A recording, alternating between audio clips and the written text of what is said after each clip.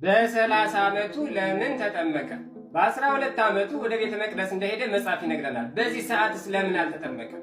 በ30 ዓመቱ የተጠመቀው ስለ 3 ነገሮች ነው። እንኳን ለአምላካችን ለመድኃኒታችን ለኢየሱስ ክርስቶስ የጥምቀት በዓል በሰላም አደረሳቸው። ይህ ትምህርት ለሁሉም ይደርስ ዘንድ ሼር፣ ኮፒ ሊንክ በማድረግ ጥምቀቱ ጥምቀታችን ነው በማለት ጀምሩት።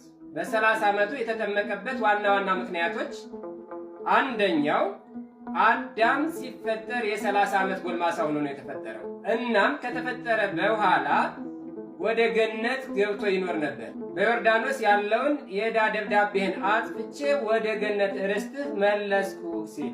ሁለተኛው ዓለምን እየቀደሰ ሕሙማንን እየፈወሰ የሚያስተምርበት ጊዜው ደርሷልና እንደተጠመቀ ዕለቱን ሳይውል ሳያድር ነው ገዳመ ቆሮንቶስ የገባው። እናንተም ከተጠመቃችሁ በኋላ ከዓለም ርኩሰት ራቁ ሲል።